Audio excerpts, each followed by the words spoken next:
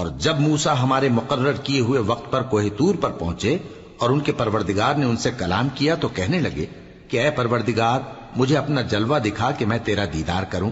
فرمایا کہ تم مجھے ہرگز نہ دیکھ سکو گے، ہاں پہاڑ کی طرف دیکھتے رہو، اگر یہ اپنی جگہ پر قائم رہا تو تم مجھ کو دیکھ سکو گے۔ پھر جب ان کے پروردگار نے پہاڑ پر تجلی کی تو اس کو ریزہ ریزہ کر دیا اور موسیٰ بے ہوش ہو کر گر پڑے۔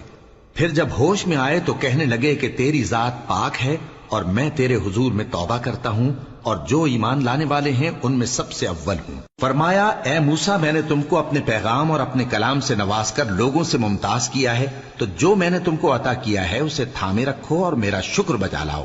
اور ہم نے تورات کی تختیوں میں ان کے لیے ہر قسم کی نصیحت اور ہر چیز کی تفصیل لکھ دی۔ پھر ارشاد فرمایا کہ اسے مضبوطی سے تھامے رہو اور اپنی قوم سے بھی کہہ دو کہ ان باتوں پر بہت اچھی طرح عمل کریں۔ میں انقریب تم کو نافرمان لوگوں کا گھر دکھاؤں گا، جو لوگ زمین میں ناحق تکبر کرتی ہیں ان کو اپنی آیتوں سے پھیر دوں گا۔ اگر یہ سب نشانیاں بھی دیکھ لیں تب بھی ان پر ایمان نہ لائیں، اور اگر بھلائی کا رستہ دیکھیں تو اسے اپنا رستہ نہ بنائیں، اور اگر برائی کی راہ دیکھیں تو اسے رستہ بنا لیں۔ یہ اس لیے کہ انہوں نے ہماری آیات کو جھٹلایا اور ان سے غفلت کرتے رہے، اور جن لوگوں نے ہماری آیتوں اور آخرت کی پیشی کو جھٹلایا ان کے اعمال ضائع ہو جائیں گے۔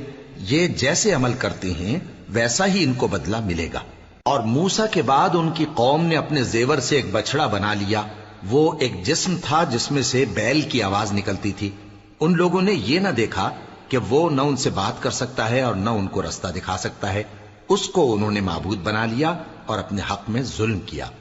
اور جب وہ نادم ہوئے اور دیکھا کہ گمراہ ہو گئے ہیں تو کہنے لگے کہ اگر ہمارا پروردگار ہم پر رحم نہیں کرے گا اور ہم کو معاف نہیں فرمائے گا تو ہم برباد ہو جائیں گے۔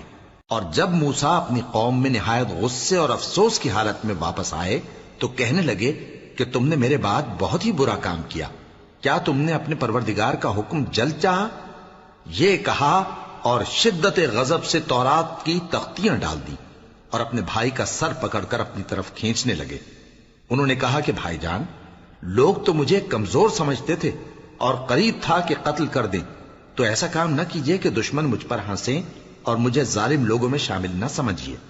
انہوں نے دعا کی کہ اے میرے پروردگار مجھے اور میرے بھائی کو معاف کر دے اور ہمیں اپنی رحمت میں داخل کر، تو سب سے بڑھ کر رحم کرنے والا ہے۔ جن لوگوں نے بچڑے کو معبود بنا لیا تھا ان پر ان کے پروردگار کا غضب واقع ہوگا اور دنیا کی زندگی میں ذلت نصیب ہوگی، اور ہم افترا پردازوں کو ایسا ہی بدلہ دیا کرتے ہیں۔ اور جنہوں نے برے کام کیے پھر اس کے بعد توبہ کر لی اور ایمان لے آئے تو کچھ شک نہیں کہ تمہارا پروردگار اس کے بعد بخش دے گا کہ وہ بخشنے والا مہربان ہے۔